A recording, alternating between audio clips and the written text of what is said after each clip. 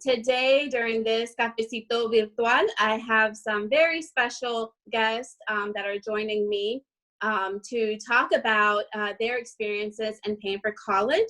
Today with us, we have Brittany Privet. We have Brittany Privet from College Foundation of North Carolina. We also have Mayra Robles, who is an admissions representative at UNC Wilmington.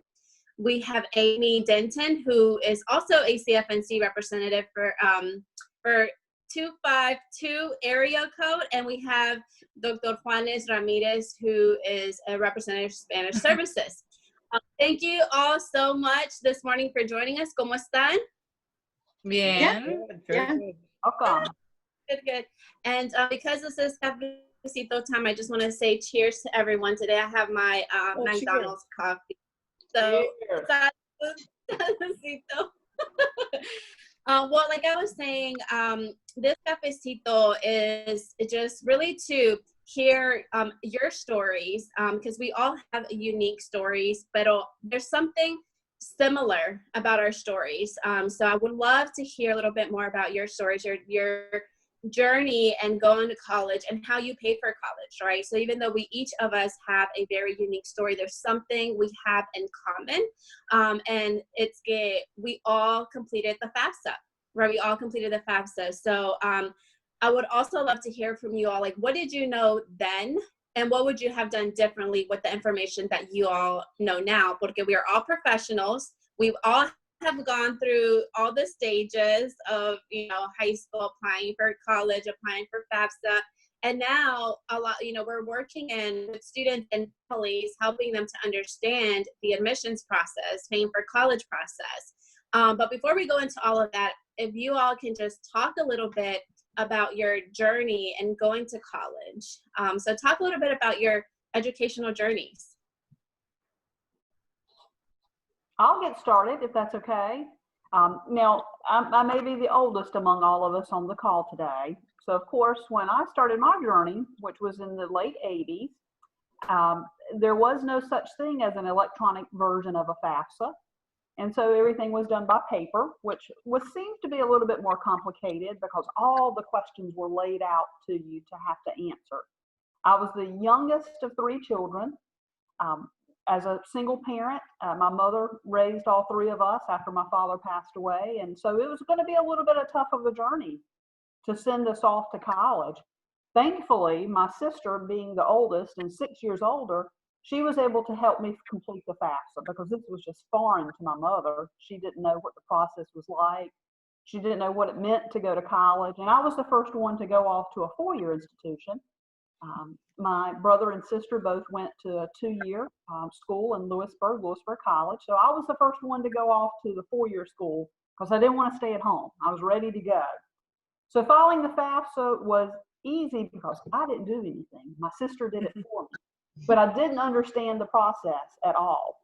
So I was looking at several small private schools, and the largest public school was NC State. So comparing NC State to little bitty Barton College in Wilson, North Carolina was a big difference, and a big difference in cost. And I knew that was going to be a big concern for my mother, who, as a single parent, probably couldn't afford to send me somewhere to have to pay a lot of money. So we did compare the cost packages. Very fortunately, I was a pretty good student in school, and going to Barton as a private school, they were able to offer a lot of scholarships that probably NC State, because I was just the average student to go to NC State, I probably could not have gotten those types of scholarships there. I did qualify for federal funding, Pell Grant. Back then, we also had the legislative tuition grant, which would be equivalent to one of our North Carolina grants today. So that helped me. And of course, I was able to get some other grant funding from Barton. NC State gave me the same federal funding. They gave me the same loan eligibility as Barton. But in the end, because I was able to get more scholarship and institutional funding from Barton, that was going to be my choice. So to go to a college that was twice as expensive as NC State, I paid less out of pocket to go to Barton than I did NC State. So sometimes sometimes I like to give that plug to the private institutions. You really need to weigh your aid packages and your aid options, because sometimes it's going to be a better avenue to go to a school that you don't expect to receive a lot of funding from just because of the initial price tag. So that was a little bit of my journey, and we can talk more about it. But I think it really helped me that, number one, I had some options, and number two, that I waited till the very end to weigh my financial decision, because I knew that that was going to impact how much money had to come out of my mother's pocket. And very thankful it was very little for all 4 years that I was there. So that's my story.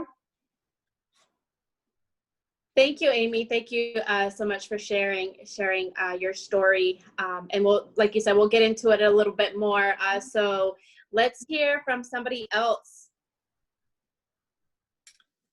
Yeah, I don't mind sharing or going. Sorry. So I actually come from a single parent household as well. My mom had me right out of high school. She likes to say we graduated together because I was in her belly when she walked across the stage. So she ended up having me and my brothers pretty young, and she made it so that there was no excuse when it comes to going to college. She graduated from Fayetteville State on my youngest brother's first birthday. So we were really kind of shown through her actions that higher education was something that not only was expected of us, but no matter what we had going on, there was no excuse to kind of strive for that goal. So when I got to be a senior in high school, I knew that I was going to college. I knew by 7th grade where I wanted to go to college, so I only had one school in mind, but I was not the most motivated student, and my test scores and my grades did not meet the threshold to attend my dream school, which was East Carolina at the time. So I had a counselor in high school who was not my assigned counselor. She was actually my best friend's assigned counselor, but she really kind of pulled me aside and was like, you have potential. I don't know why you're not motivated, but you really have the potential to really do well when it comes to going to college and kind of thriving in college. And I think she understood that me going away would really help me blossom a little bit. So she signed me up for a free SAT prep class. I went to South Charlotte, which was like crazy for me coming from the Huntersville area. I got to drive more than 10 minutes down the street. And took this free SAT prep class, and my score jumped exponentially. So I was accepted to my dream school, but I didn't understand the financial part of it. And my mom didn't really either. She understood that the Pell Grant helped her. She understood that the FAFSA was extremely important. So that's really what we leaned on when it came to the financial side of things, when it came to going to school. So she helped me fill out my FAFSA as best as she could. And I was lucky enough to meet the threshold for federal work study, which was really important to me because I was definitely the type of student in high school who always had a job and understood that independence really comes from financial independence in a lot of ways. So by the time I was a senior in high school, I was working 2 jobs, and I knew when I got to college that working was going to be something that I had to do. I didn't really have the luxury to just go to school and focus on school. So qualifying for federal work study led me to applying for a job in as a tour guide in college, and that opened up the career that I have today. So if it wasn't for doing the FAFSA and qualifying for work study, which is getting a campus job but being paid through the federal government, I wouldn't have the opportunity to sit here and talk to you guys today. So having people in my life that kind of aligned my steps and made it so that I felt confident enough to pursue a higher education really helped me get into not only the field of helping people kind of figure that out today, but help me understand that college isn't something that's just for the other or people that didn't look like me. It was just as attainable for me as it could be for anybody. And that's why I do this work today. So yeah, I don't know if I was as studious as Amy was in high school. I had some awesome people like Amy to kind of help me get into where I am today. So thank you for the work that you do. And you know, Brittany, that's a good point. Speaking of the work study, my mother told me early on too, You know, the only jobs I ever had coming through high school, the only type of job I ever had coming through high school was babysitting. So I knew nothing else. You know, starting at 13 years old, I started babysitting all my neighbors' kids. So she did tell me when I went to college that, you know, some of these things that I wanted to participate in, like when I joined the sorority, she didn't know what that was. She was an older parent, had me later in life. She's like, I don't know what that is. You're going to have to get a job. So I started off with a work study job too in my first year. And for 3.5 years, I had the same job. And I loved it because I got to use those dollars. And that helped me today with so much of my financial planning and organization, because I knew it was my money that I was having to spend. So that's a very good point that we always recommend to students, that as long as you know the right balance between working and job, and we know that they can maintain their academic and their scholastic standings, they tend to do very well while they're in college. So thanks for adding that point.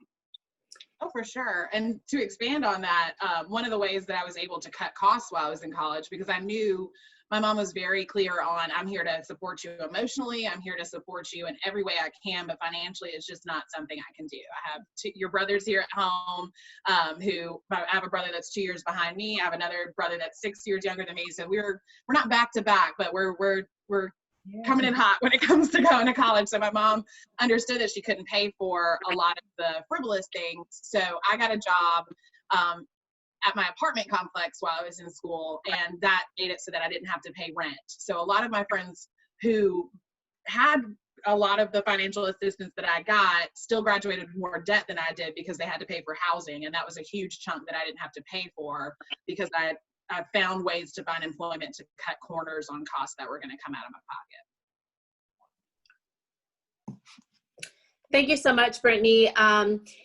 Maida, would you like to, can you talk to us about your educational journey? And Juanes, also excited to learn about yours. Yeah, so I come from a very rural county, and I had the privilege to actually have mentors. You know, for me, it wasn't that I was looking for mentors. I feel like my mentors were given in a way.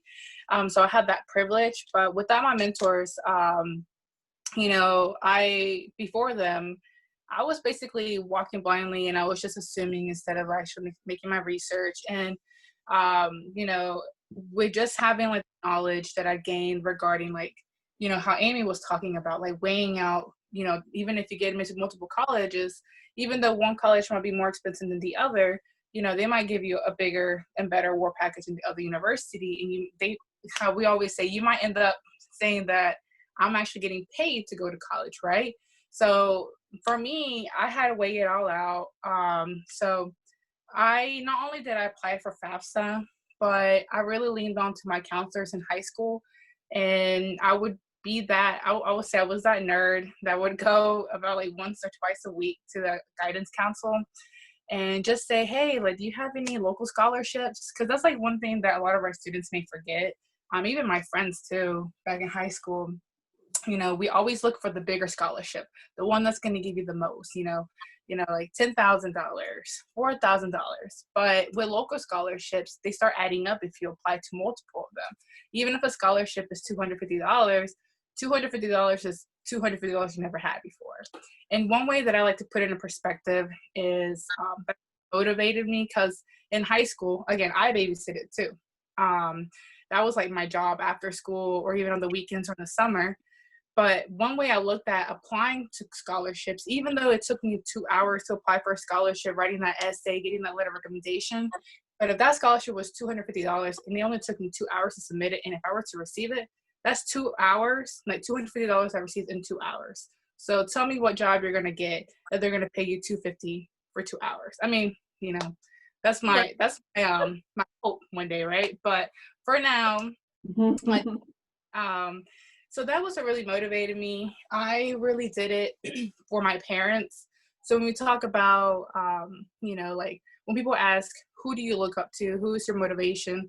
I'll say my parents. You know, I always say, you know, they came over here to the U.S. for a better dream, the American dream, right? If they can do all that, then I can do this as well. So for me, I've always just been very like academic, regardless one way or another, I'm going to make it, you know, even if it takes me a little longer, I'm still going to do it. But one thing that I wish I would have done when I was younger is never hesitate to ask questions, because I have a tendency just to stay quiet and just solve it myself. And that can, I mean, it's not terrible, but if you have a question, or I will say a lot of us, we don't tend to use our resources, I'm pretty sure I would have been able to benefit a lot more from that, you know? And that's like one thing I definitely wish that I would have done when I was younger. But other than that, you know, I just really, like, after I realized that me asking and looking for resources, I never stopped knocking on a door, so. Right. Where did you go to college? Say it again? Where did you go to college?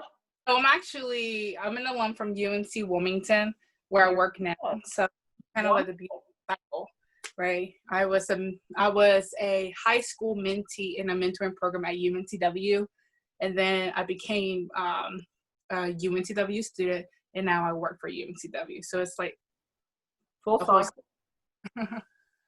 Yeah, Amy, did you work at Barton College as well? I did. After I graduated, I left 2 years. So I graduated in 94. I'm old. And then I came back in 96, and I was there for 11 years. So in the admissions office, recruiting all along the Eastern Seaboard before I gradually got a little promotion here and there. And I stuck to local areas to recruit. But yeah.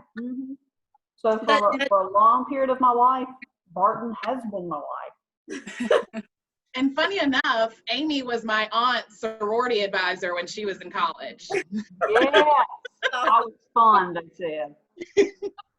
Yeah, I just love, you know, those stories where like you and Maida, that you both went to an institution, and it's almost like, you know, you fell in love with that place. You really felt like a connection, and you were like, well, I want to work here. I want to work here. And I just love that, 'cause I also went to NC State, and I worked at NC State for several years, and I just feel like it opened a lot of doors for me. So I just love those stories. Juanes? Okay. My turn. I don't know if you guys have ever heard people saying that when you're dealing with financial aid, it's like learning a new language. And imagine if not only you're learning a new language, but if you don't understand the language. And that's really my story. My story is I came from Colombia, South America, and I knew, as Brittany mentioned, like I knew I needed to go to college. I knew I wanted to go to college. There was not many examples of Latinos in my school that went to college. Unfortunately, I personally believe that some students are tracked for college and some are not. And so we have to break those kind of barriers for some populations. But I did notice that, and that became my life goal of changing that. I didn't want to be in graduation and from 30 Latino students, seeing that only one went to college, and that was me. And so it became my life mission. And this is why I do what I do, because of that observation. So I think a lot of us, we learn early on about certain thing that changes our life, and we want to make it better for others. Speaking specifically in terms of my journey in education, I was in high school and I wanted to go to college, but I didn't even know that you needed an application to go to college. I just didn't know. The system in Colombia is very different. So I was never like ready to start college here in the US. I was preparing for that. In fact, I wanted to be a marine biologist, and I was actually heading to the coast in Colombia to work in the ocean with fish and in a lab somewhere for a few months.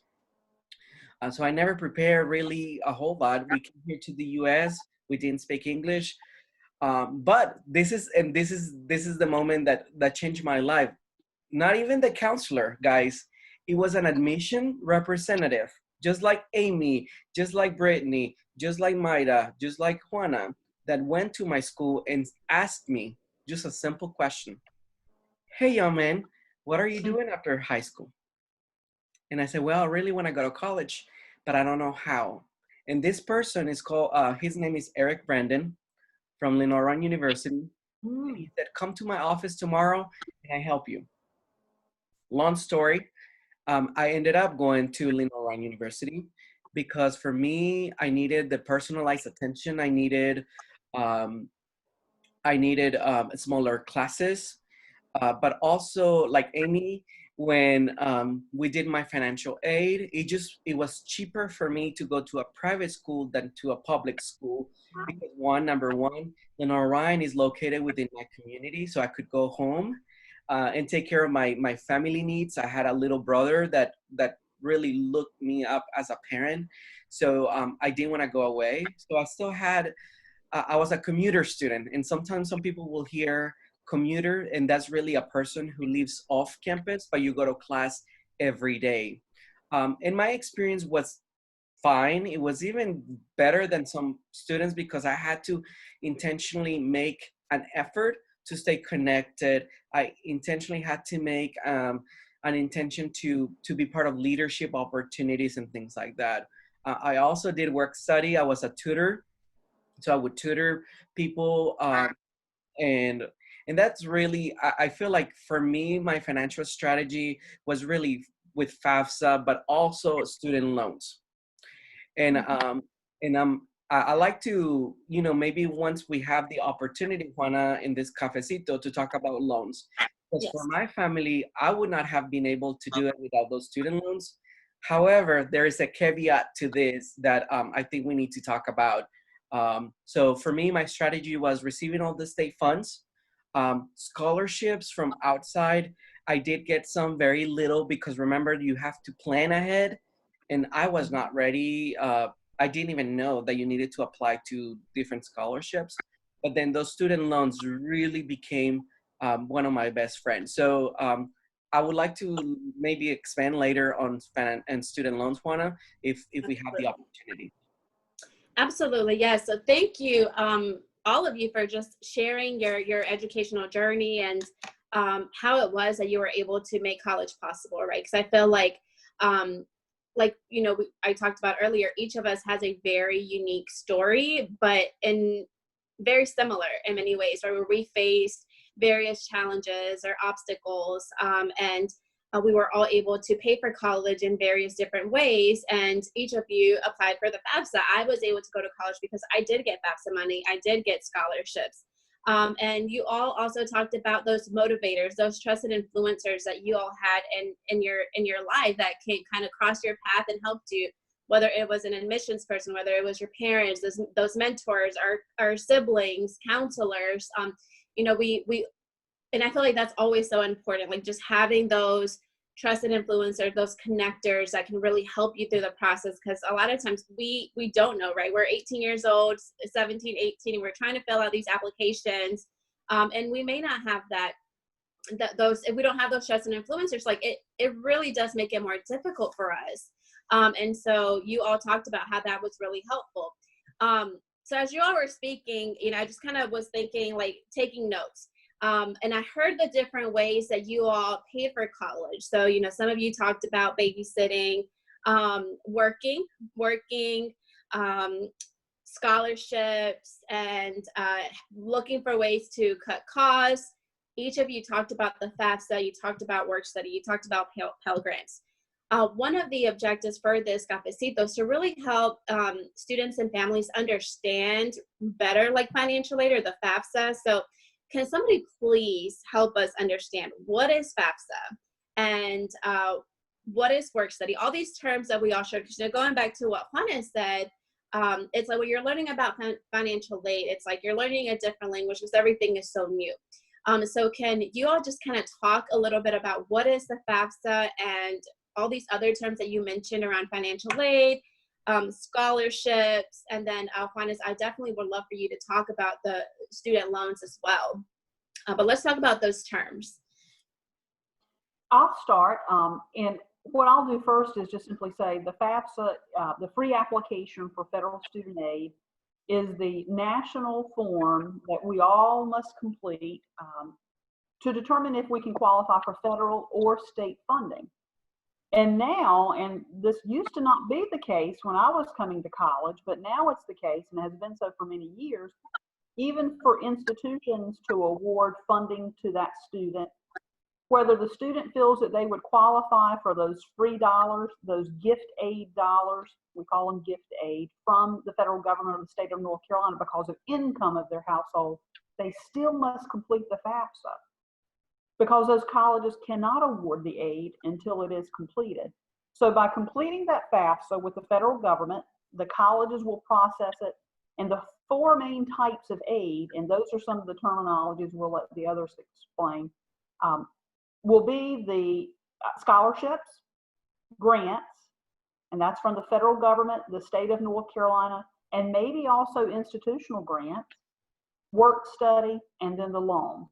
So all types of aid, no matter the dollars that are coming to that student to go to college, will be classified into those four different areas. So we'll let Brittany, if you want to break down work study and maybe the grant, you talk about the different types. So work study is a form of financial aid that you technically work for. So what happens is you'll fill out your FAFSA. If you qualify, the federal government will say you can work and receive up to $2,500 this semester or whatever. That's just a random number. But if you get a job on campus, that department that you're working for doesn't have to pay you out of their budget because the federal government is going to pay you.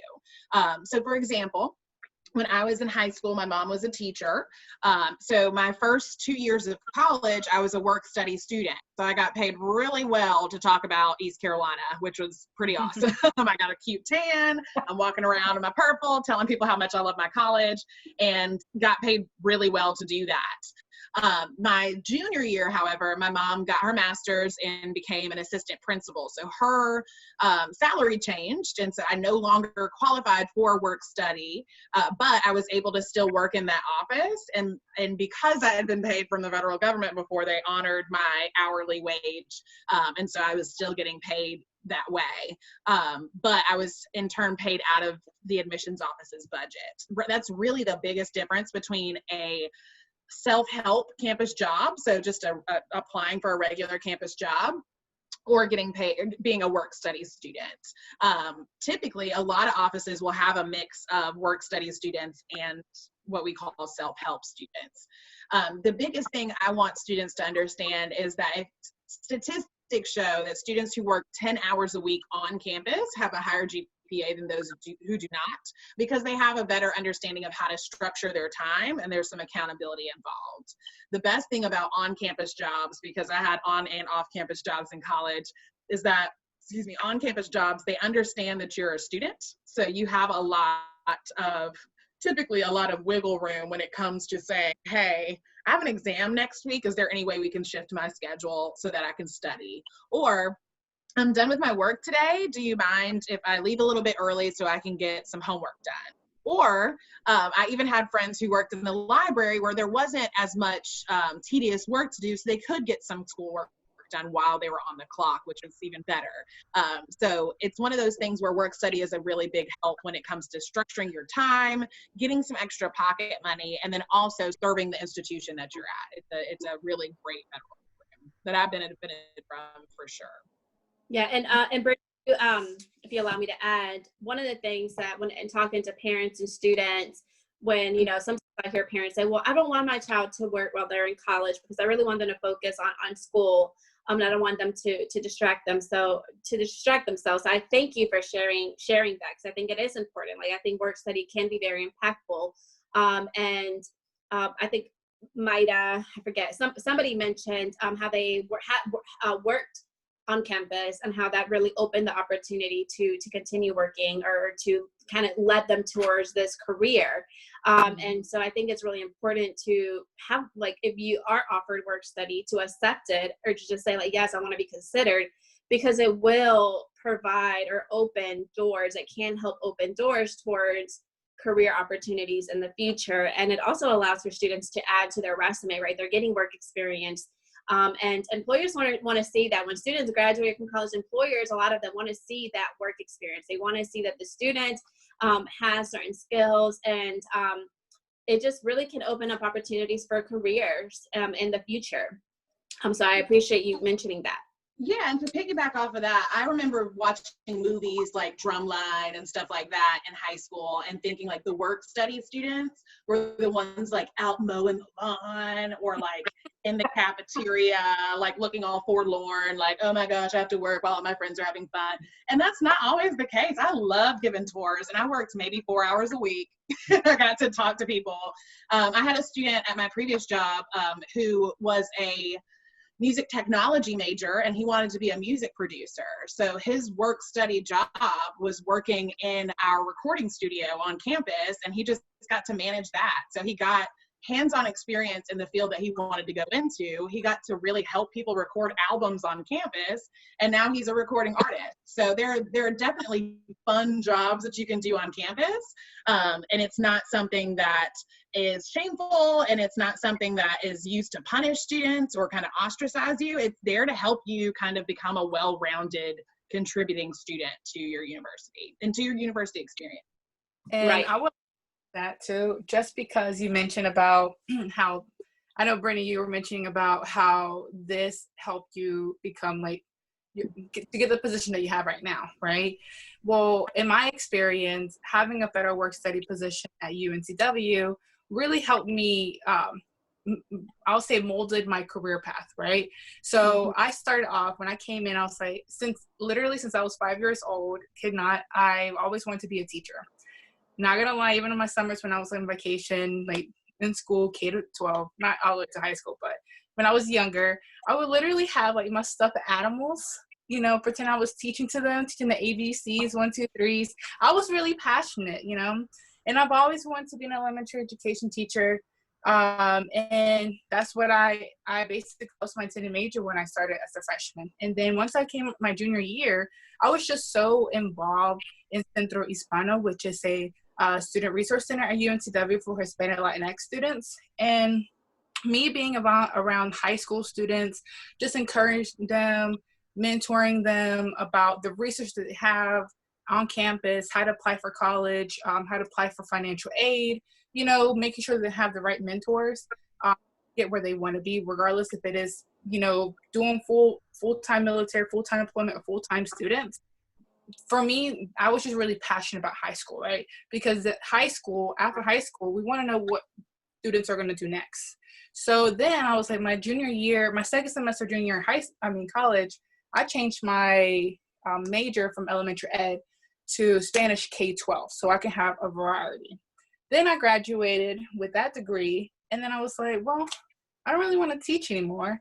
I really want to focus and work in programs that really, in which I can have like hands-on with students and making sure that I'm there as a mentor for them. So me working as a federal work study student in Centro Hispano really molded my career path, and it's still molding. Mm-hmm. But I would just say that when you're involved, whether it's a work assist, a student worker on campus, it really opens you for more opportunities, more network, and definitely you won't regret it. I like to refer to a university as a laboratory where you can really try a bunch of stuff and see kind of where you fit in. Like for me, I was doing business. That's my undergraduate is business. So I got enrolled into business, a business organization. And sometimes those business organizations, they need someone to kind of lead the organization, and then you have members. And I'm going to be honest with you. I learned everything I know about budgeting, everything I know about creating a business plan, about organizations in my undergraduate, because not only I got to hear the information from my teachers, but also I got to practice that information. So I feel like work study for me, not only I got a few dollars for, I'm a foodie, I love food, to go eat, but also, I didn't have to ask my parents for gas for a car, because I was able to cover that myself. So I felt like it gave me enough to keep going. And honestly, sometimes there's programs even at the university, like for example, not only I participated in the work study program, but also I did tutoring, which That's a different type of budget. Like Brittany was mentioning, that money came from somewhere else. So because I was fluent in a language, they needed people to practice. What did I do? Just talk to people. I love that. They can pay me all day long to practice. So anyways, it's just a good way for you to try different things, and you can see if you like it or not. Yeah, so in short, if you're offered work study or when you're doing the FAFSA, say that you do want to be considered for work study. And one suggestion that I have, if you're not offered work study at first, make sure to contact your financial aid office at the university that you're attending, because sometimes I've worked with students where they're not offered work study and they go and talk to the financial aid officer and they might be awarded. So when you're doing FAFSA, just click that little button that says, yes, I want to be considered for work study. So Brittany, can you now talk about the NC grants that students might be eligible for? Sure. And to be honest, I'm going to just be 100% honest. I don't know them all by heart. But I will say that students who fill out the FAFSA, what happens when you fill out the FAFSA, the federal and the state government take in consideration how much or how little your parents make. And then they also consider how many people live in your household and how many people are living or going to college in your household. So even if your mom went back to school, they're going to consider that when awarding you funding. So once you complete your FAFSA, we highly, highly, highly, highly, highly encourage that you do your FAFSA by Halloween of your senior year. The FAFSA will open up October 1st for your senior year. You can complete that really throughout your senior year, but we recommend that you do it early, mainly because of those state grants. What happens is North Carolina has a pot of money that they're going to offer students to go to college. That no strings attached. This money is there for you because you worked hard in high school and your parents have paid taxes in the state of North Carolina. If you complete it in October, you should receive a financial aid package or an award letter from the schools you've applied to and been accepted to by, I would say, early March, late February. And that's when it comes into play exactly what what Amy and Juanez were talking about, where you can lay out your financial aid award letters to learn how much you're getting from each institution. But a lot of times the state money is the same. So based on what you've said on the FAFSA, you may be awarded the North Carolina lottery grant, which comes from those scratch offs and those lottery tickets that you see at gas stations. Those money go to fund students going to college in the state of North Carolina. I was a recipient of that grant, so thank you for all the people that are scratching off at different gas stations and grocery stores across the state. So that's free money for you to be able to go to school based on how much your parents make. But like Juana said earlier, I don't want to discourage families who are in our higher income bracket to not do the FAFSA. Just because you may not be awarded grant funding doesn't mean that you may not be awarded a scholarship from the institution. There are schools like UNC Greensboro right now who understand that middle-class families may not be offered money through the FAFSA, but they need to see your FAFSA to prove that you fall into a certain tax bracket to award you money from the school. So we really encourage you to not only do the FAFSA, but do it early so that you are in the running to be awarded the most money that you are eligible for. This is money you're entitled to by being a North Carolina resident. This is money that your parents have contributed to when it comes to the greater good of our state. So the earlier you complete your FAFSA, the more free money you qualify for typically, and the more opportunities you have for scholarships that may not be offered through the federal and state government, but may be offered through the institution. Thank you so much, Brittany, for that.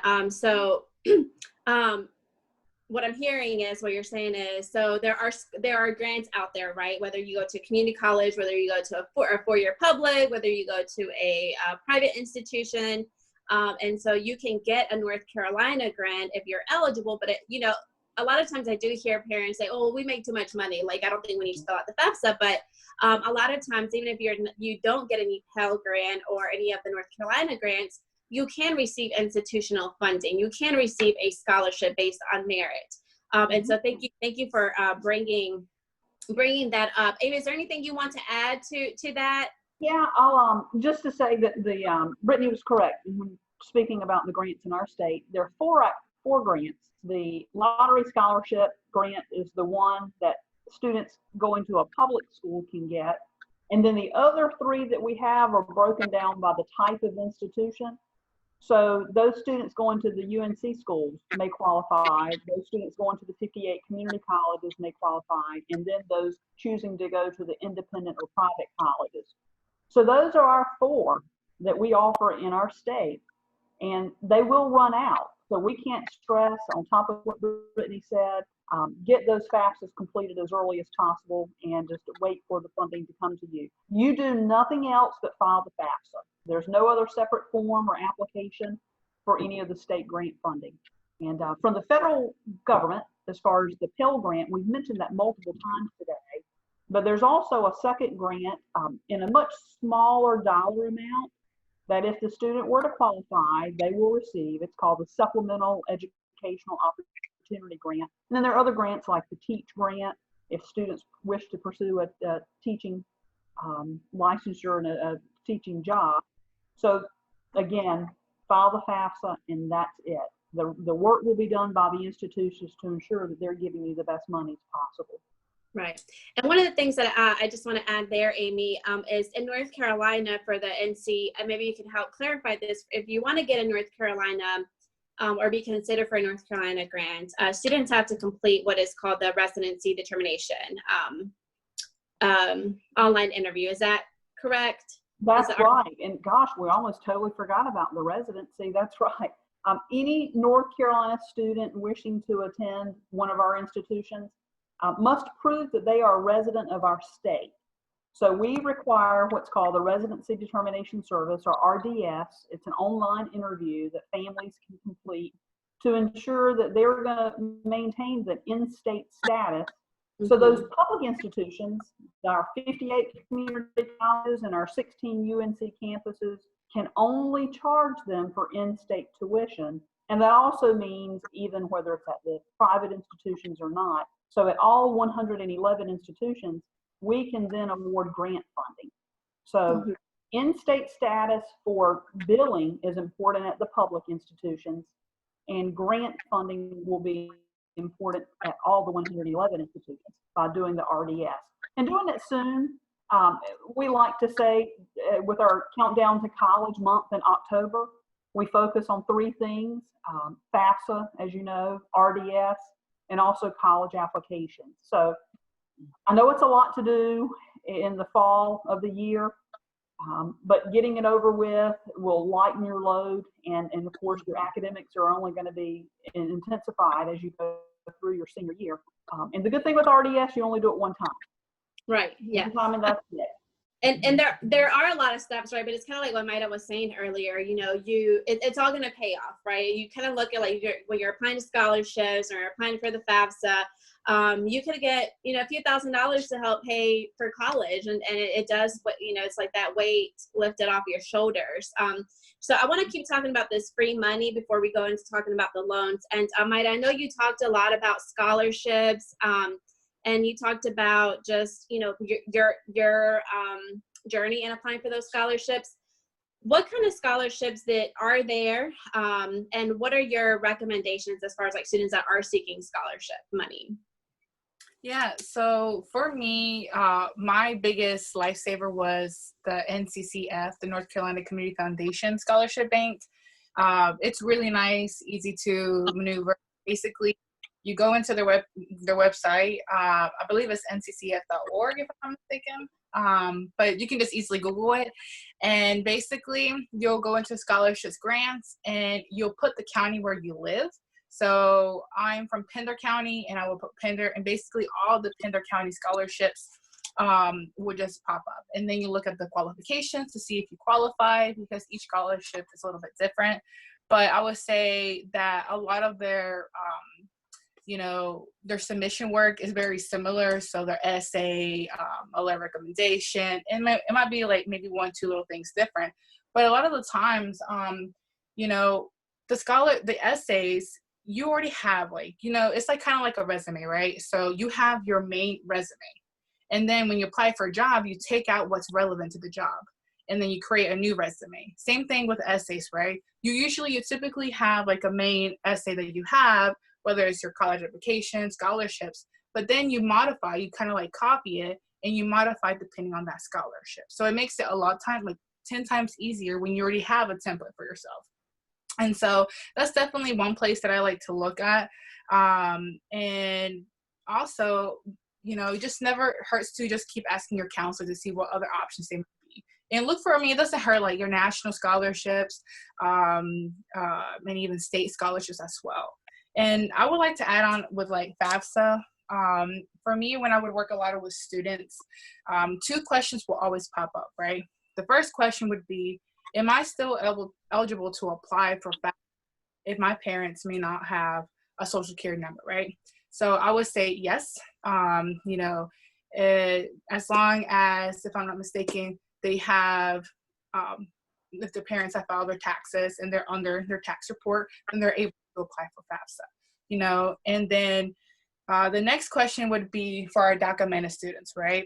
The next one would be, sometimes that's not really a question. I would actually have to initiate if I have a DACA student, and I would say, oh, have you applied for FAFSA? And they will tell me saying like, oh, I don't think I can apply.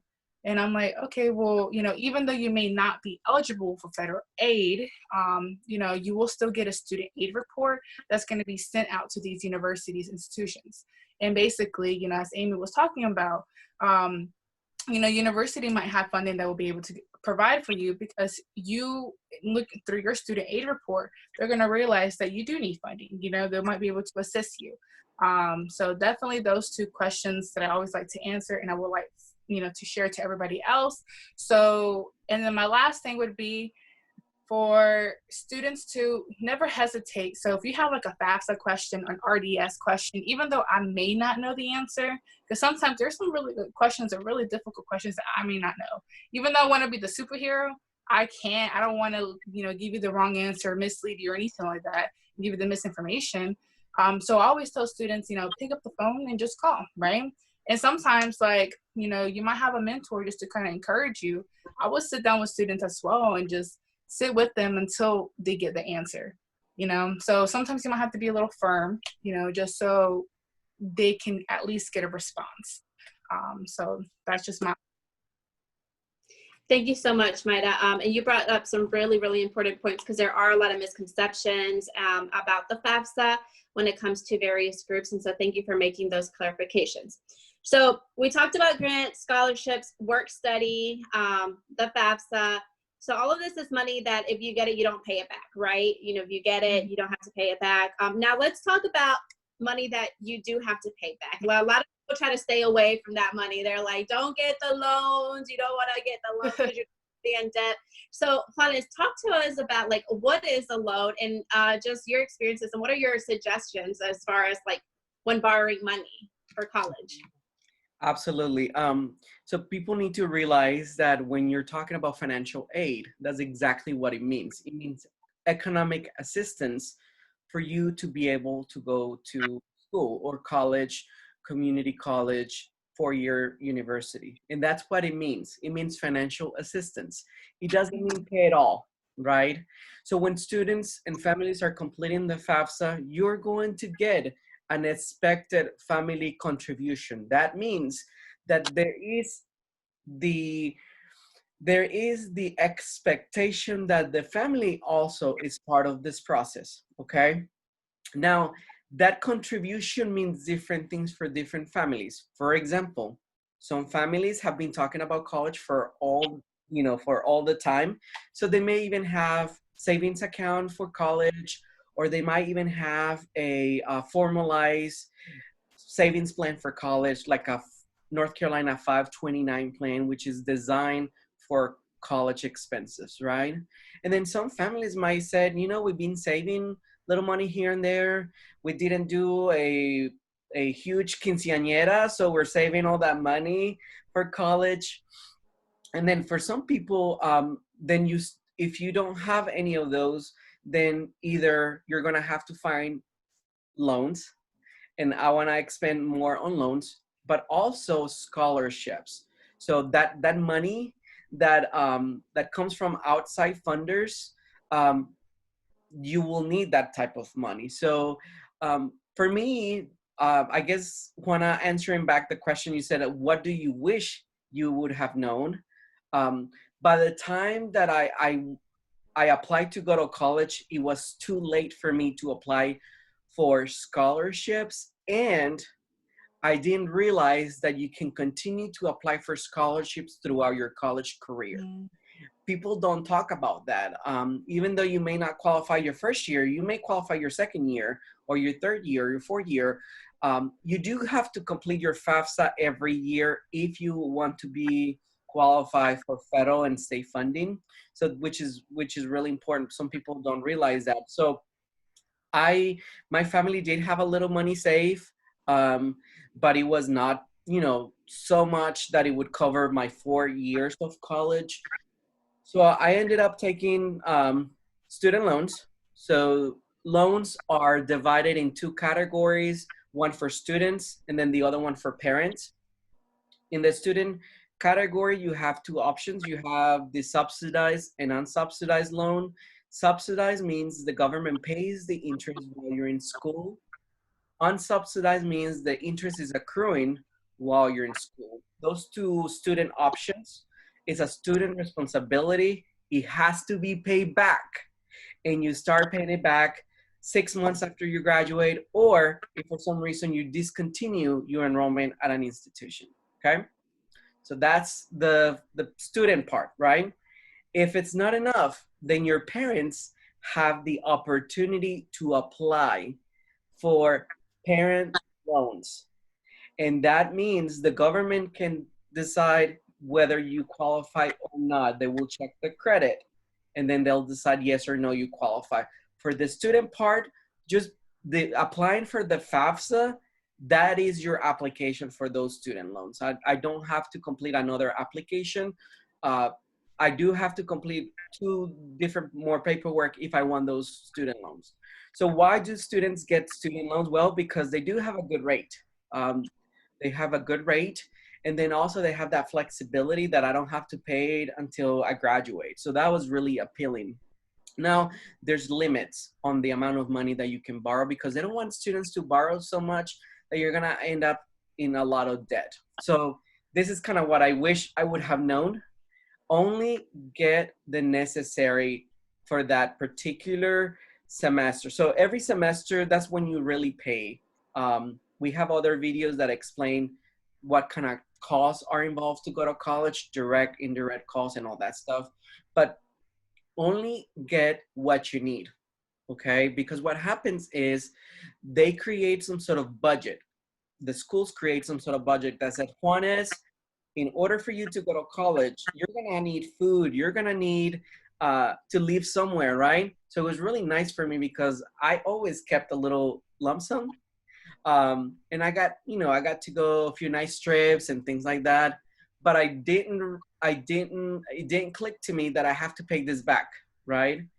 So now I've been out of college for a few years, and I have to pay every month until they're due or until I finish completing.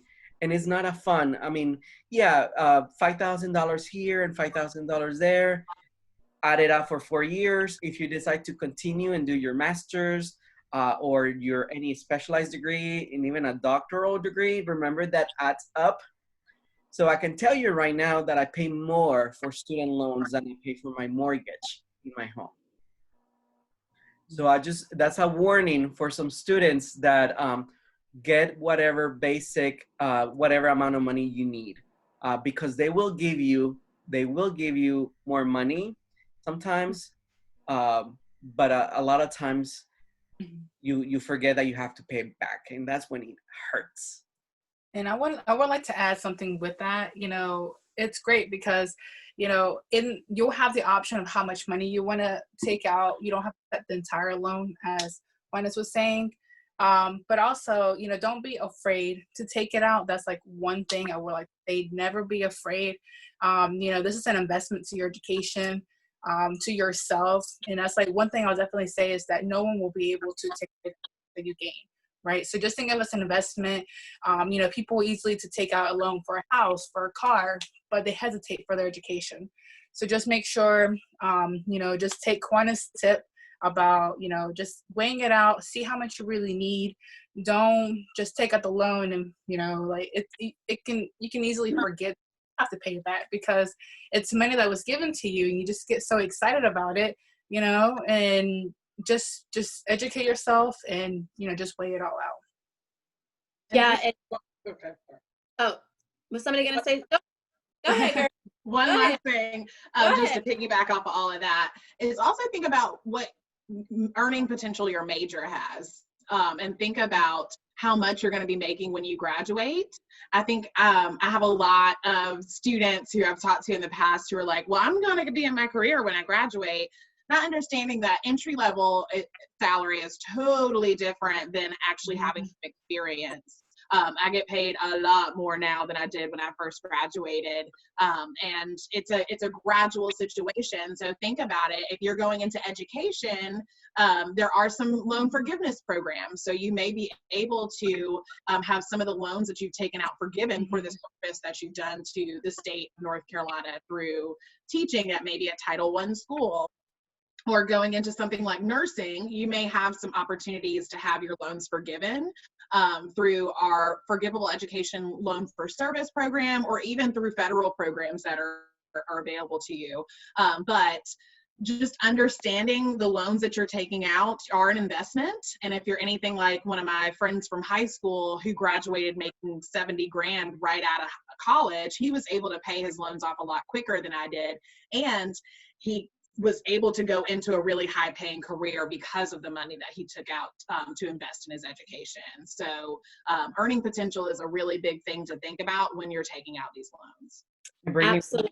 One thing that people don't think about is if you get that loan and for some reason you withdraw from school, so you do not complete a degree, think about you're still responsible to pay for that loan, but you may not have the income to pay it. And that's when you can really get into really hard, difficult time. So I love loans, Maida, like you mentioned. I feel for me, I was able to pay my school because of that. And my family helped me contribute. Another thing too, Juana, that we didn't talk about, but some schools have payment plans where they can divide your tuition for a certain amount of time. We also did that for me. So my parents did contribute.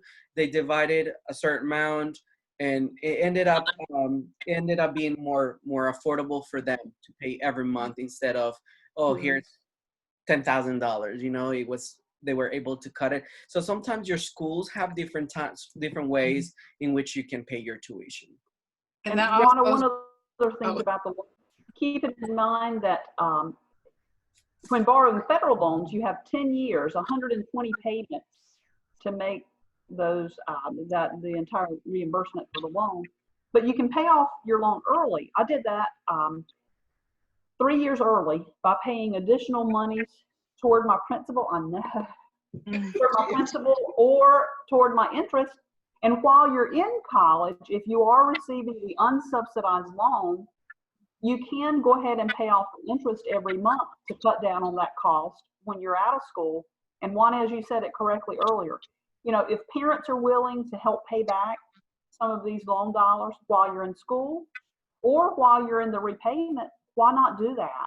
And to totally reimburse the loan maximum, make those extra payments.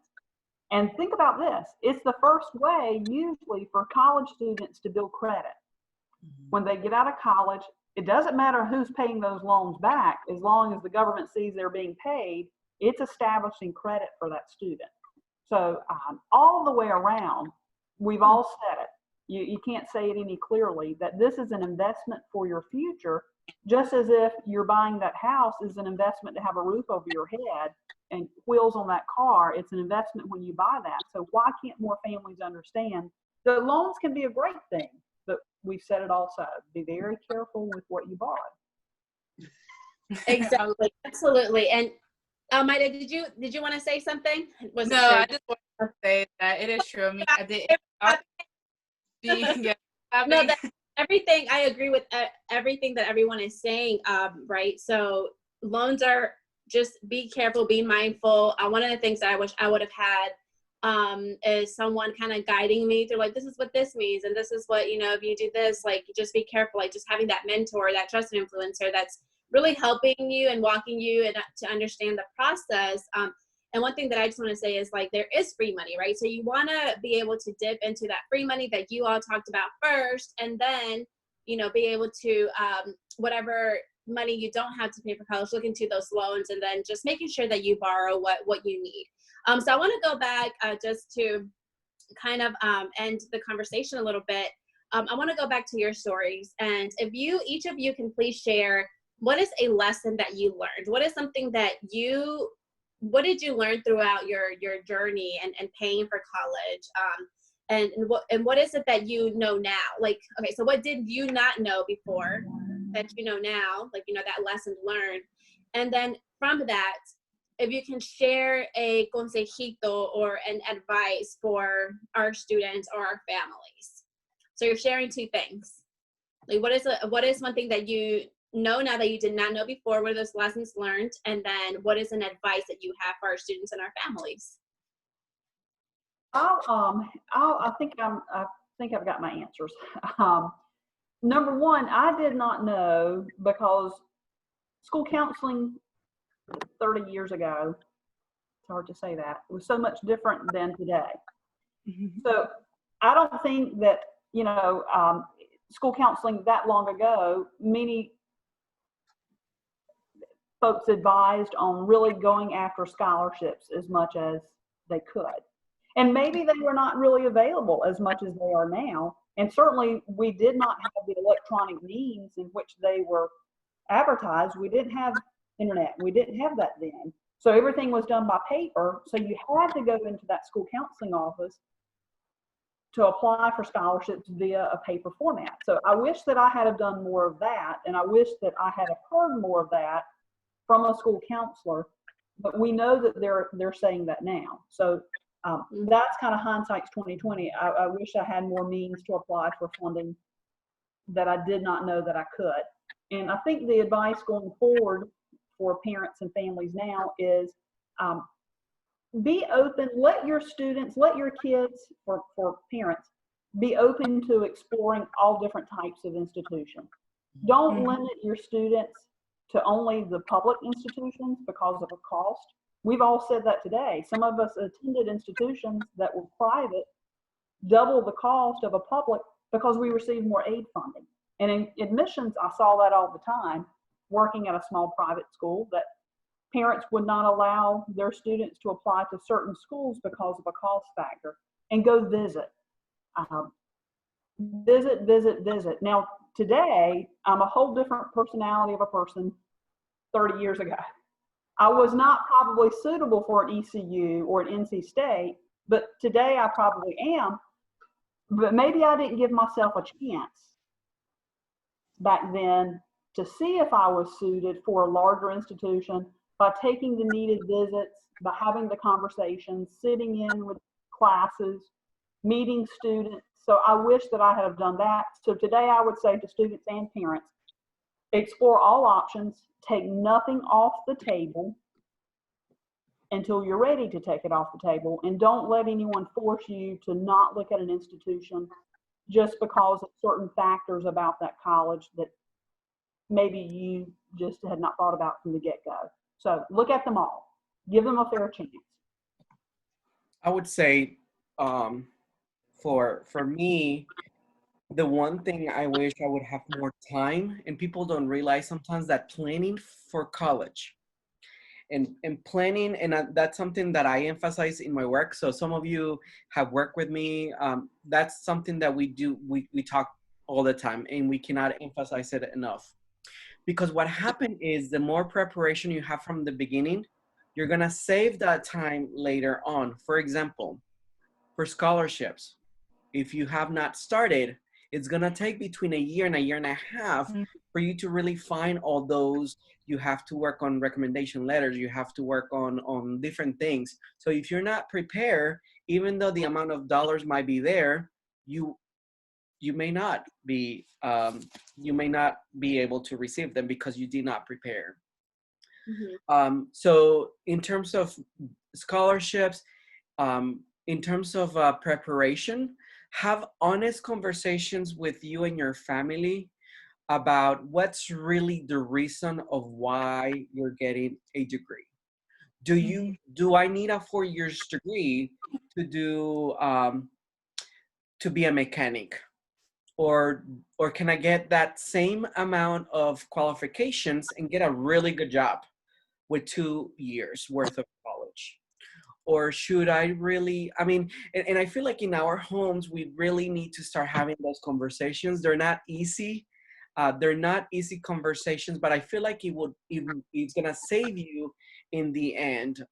Amy mentioned being yourself and really knowing how you learn best. So like, for example, I knew that I could not go to a big school because I needed that personalized attention. I knew how I learned the best, and I was not afraid to voice it. And sometimes we're trying to please our parents. Like Maida mentioned that it was something about her parents that she really wanted to please them. But at the end of the day, my parents were not the ones in school sitting and doing their homework. It was me. So if I was not honest about what I needed, then I probably would not have been as successful as I was. And so that's really the key here for me, is planning. The consejito is, how do you do that? How do you do that? I recommend go to CFNC.org. We have different tabs for planning, applying, saving, even the scholarship search. We have a wonderful, that's a starting point. You don't want to look into a website? We have videos for you. We have worked really, really hard on putting this information in a format that is easy for people. Look on the videos. Don't know how to start looking for scholarships? We have a video for that. Do you want more advanced conversations about securing funding? We have a conversation about that. Like, we have all kinds of conversations. So I would say CFNC is a good starting point for you, for many people. Yeah, well, I'll go ahead. And so, Juanes brought a lot of great consejitos, because I would like to piggyback on that. I would just start from backwards, right? So I'll start, like, my consejo would be definitely not selling yourself short. This all starts by educating yourself. And I'm a strong believer, like, I know every student, every single person, like, in this world is not going to go to college, because not everyone may not want to go. And then depending on the job or the career that person wants, it might not be, obligated or required. But definitely do your research, whether once you graduate high school, if you want to do a full-time military, make sure that you educate yourself with testing with the ASVAB, right? It's the same thing where you're going to try to go to different schools and applying for different schools. You have to look at your ACT, SAT scores.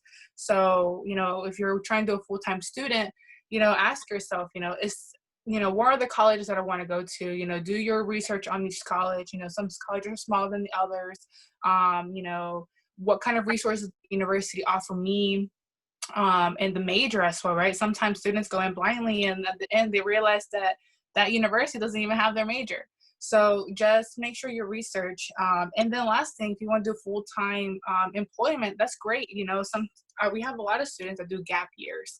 They're just trying to figure out what they really want to do. They even go travel the world. They study abroad. Just know your resources. And for now, like, a lot of schools has, CFNC, they have Spanish representatives.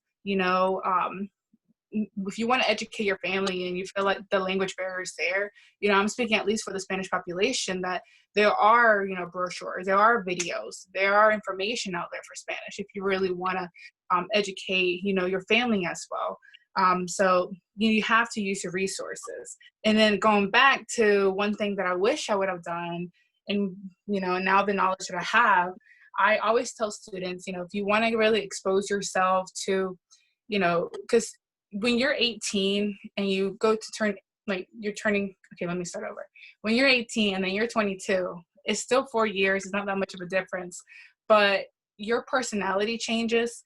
And I wish that I was more into applying for internships. I wish I would have applied an internship by the end of my freshman year in college. So I would use those 3 summer vacations as just to kind of grow. I wish I would have gotten more into like legal aid, legal issues, just to really see if, this is something I'm really, really interested, and just to create networks and more opportunities. So definitely do either if it's an internship, 2 weeks, a semester, just try it. And that's what's really going to make you grow. And it's going to challenge you. There are going to be a lot of questions and you might not know it, but that's how you grow. I think I wish I would, my younger self definitely thought I knew everything. And working with high school students, I think by the time you graduate high school, society makes you believe like, okay, you're ready to be adult, you're grown, live your life. And I was like, cool, I'm grown. Let me go out here and just like live it up at ECU. And I was a solid student. I wouldn't say I was the best student, but I had some moments in college where I was homesick. And there were some moments in college, I remember catching the flu and just being completely devastated because my mom was 4 hours away and she couldn't take care of me. But there was a doctor's office on campus and a pharmacy on campus and ways to kind of learn how to be independent, but in a safe space. And I wish I would have taken more advantage of my resources.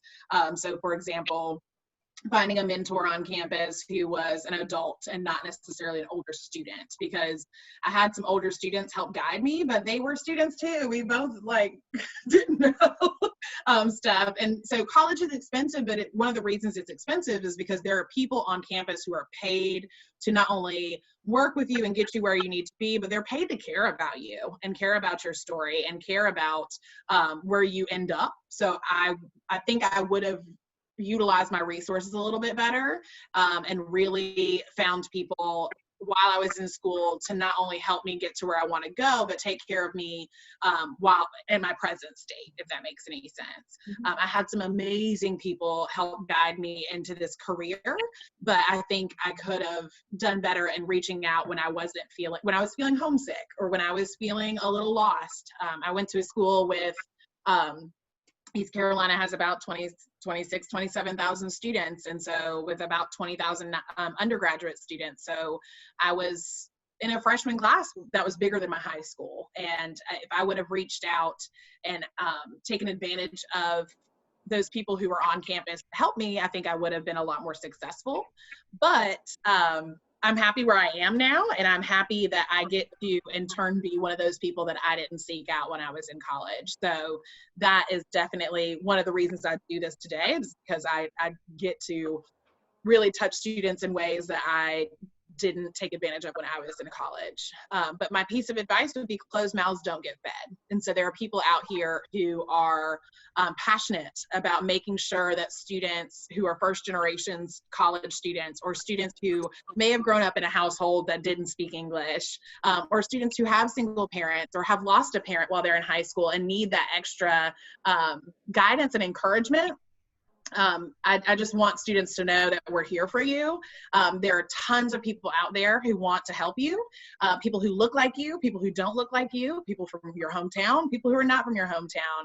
And I think speaking up and just saying, hey, I need help, or just saying hello can take you a really long way. Do not be shy and do not be scared to advocate for yourself and ask for the help that you deserve. Brittany, something that you mentioned that I think we need to highlight is that you don't go to college just for your classes. People don't realize that is the development of you as a person, your physical, your spiritual, you're just developing it in every piece. And like I mentioned earlier, what a better space to do it in a safe space, such as a university or community college, that you have all those opportunities and all that support for you to be able to do that. So thank you for reminding us of that. Absolutely. And thank you, all of you, for the wonderful consejitos and the lessons learned from your experiences. And I just love to hear your stories. And thank you for helping us to better understand the FAFSA process, or just how to pay for college, right? You shared really great strategies, really great tips. I'm just hoping that students and parents will listen to this, and they will say, okay, well, we can go to college, like regardless of our financial situation. Like, there is help, there are scholarships. We can apply for the FAFSA, and if I'm not eligible for FAFSA, or if I have a special circumstance, like, I need to ask, because if I don't ask, I'm not gonna know. I need to find those trusted influencers, those mentors, those individuals that are gonna help me. And like Brittany said, there are a lot of people that are very passionate and wanting to help students achieve their educational journeys. And Amy, so I just love that you were able to join us, because you were able to get FAFSA money from back in the 80s, and so FAFSA has been around for so many years, and it has helped thousands and thousands and thousands of students. And one thing that I want to say, and I really want to emphasize for this Cafecito, is that it is not too late to apply for FAFSA. You can apply for the FAFSA. If you're a senior now, if you're watching this video now, you're a senior, you have not done your FAFSA, it is not too late. You can still apply for the FAFSA. Yes, you may be limited in some funding, like institutional or state grants, but the federal funding is there. It's there. So if you are a senior watching this, or a parent watching this, and you have a senior who has not done their FAFSA, do it. And research has shown that those students that do their FAFSA, 90% of them actually pursue a higher education versus 50% that don't. And so a lot of times students will do the FAFSA and they're like, hey, I can actually, I'm getting $6,000 so I can go to college. Like, I might be eligible for this money. And it motivates students. So that's the message that I want to give to our students and our parents. School counselors, encourage your students, keep encouraging the students, because there is a lot of support ways to pay for college. And so I want to thank you all for sharing your own journeys, and for helping us understand the different ways that folks can pay for college. You're welcome. Thank you. Thank so much. you. Mm-hmm. Well, Thank you. I finished my coffee. And this was a very long conversation, but it was very informative. I learned so much from you all. So thank you again for your time, and salud. Take care. Salud.